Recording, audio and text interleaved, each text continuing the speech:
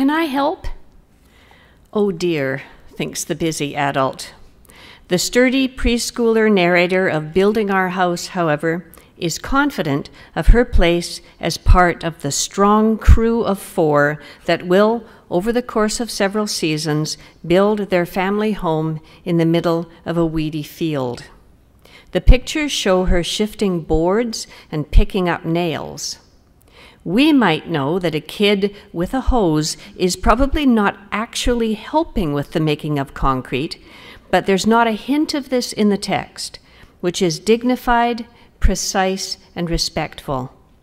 This is the poetry of making, of words as tools.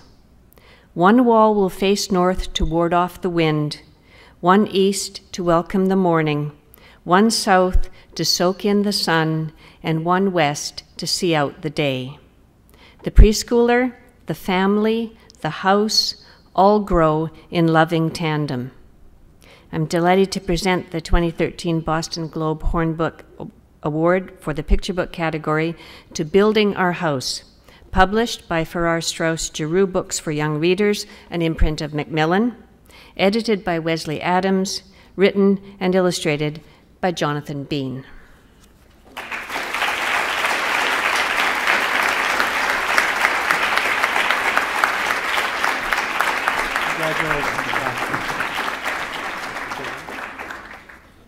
Now as a match set, the second Boston Globe Horn Book Award.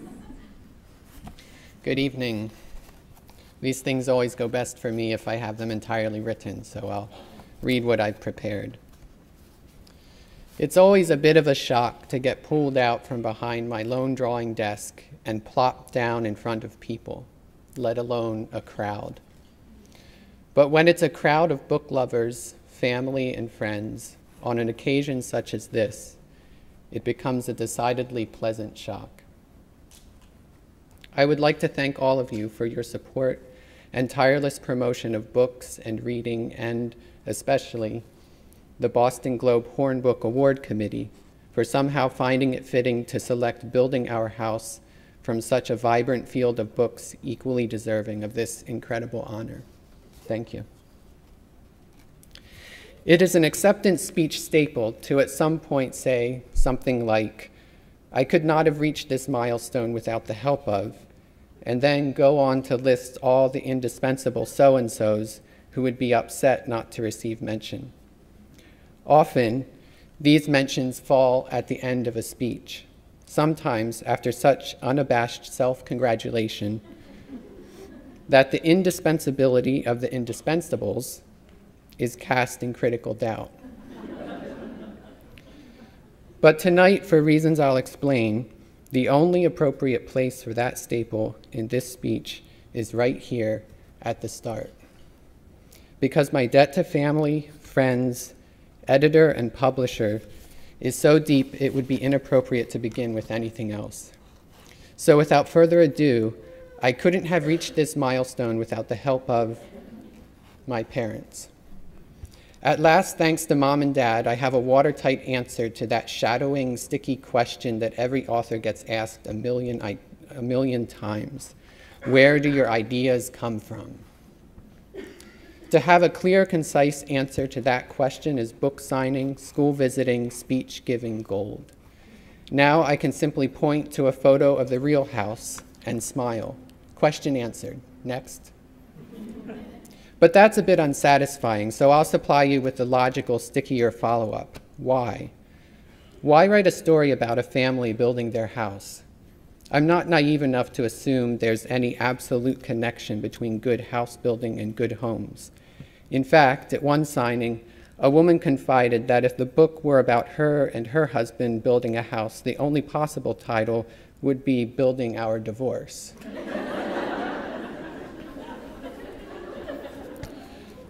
So for the answer to the why of telling this story, I also thank my parents. Because if the foundation of their home was any less solid than the foundation of the house they built, I don't think I could fall so easily into the celebratory mode. And that's one way I think of this book, as a celebration. I prefer the word celebrate over romanticize or idealize, because celebrations are not fluffy or illusory, but rather a regular part of our shared human experience, something we all take part in now and then, setting aside for a moment a few of life's more dismal facts to honor something we value. So what does this book celebrate? I won't attempt a complete answer to this question. The book itself is that question's answer, but let me drop a few hints for the sake of talking. I think we all desire to make out of the weedy fields of life a familiar place, to fell and hew and build and roof, to carve out a cozy spot fitted for ourselves. Sometimes, when I hear the first spring peeper or catch the familiar smell of marshy woodland, a deep ache of longing for home awakens in me, home as it was, as my parents made it.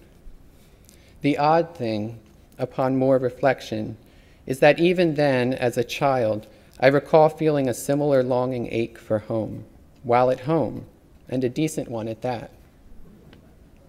In other words, in a home built on a solid foundation with strong beams, protecting walls, and rain-shedding roof, some longing compelled me, as it still does, to make sofa cushion houses for myself.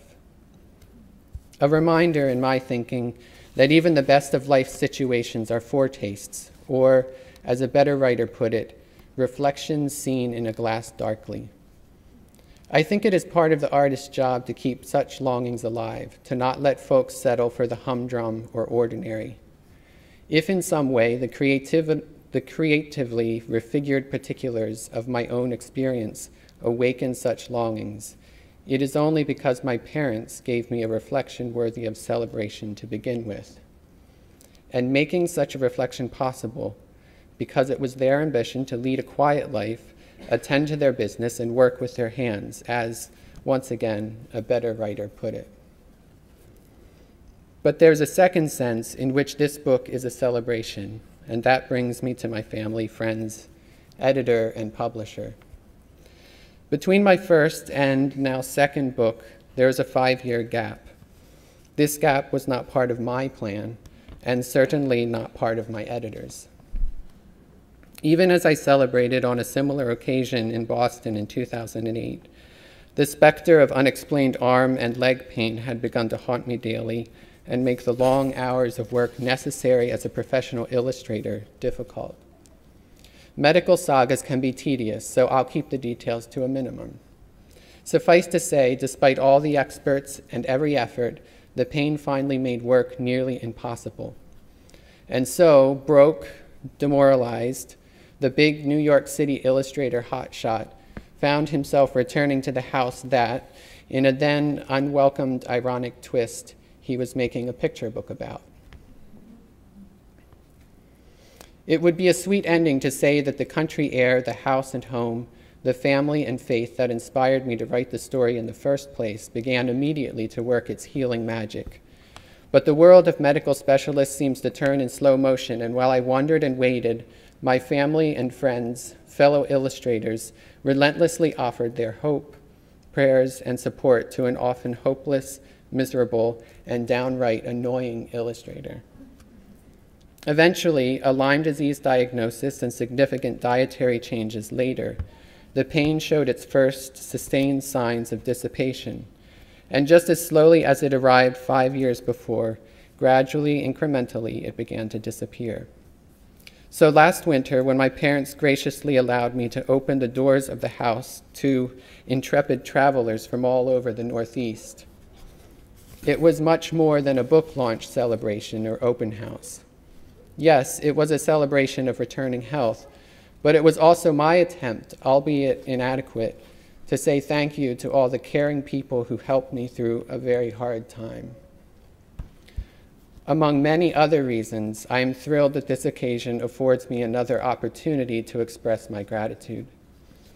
From the friend who loaned me money to cover my health insurance bill, to the roommate who allowed me to pay rent with a drawing, to my sister who spent a hellish week in New York City transporting me from one doctor to another, to my editor who reassured me that when things turned around, he and FSG would be waiting.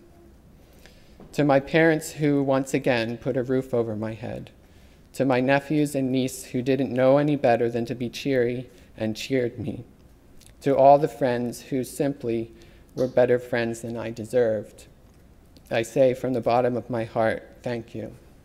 I will always be in your debt.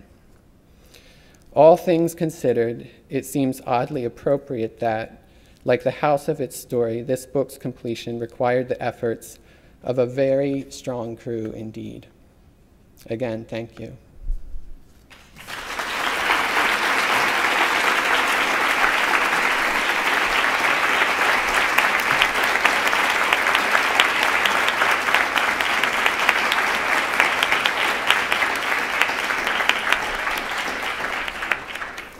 It deserves mention that my family drove 8 hours today to be here with us this evening. And I'd like you to stand up so I can introduce you.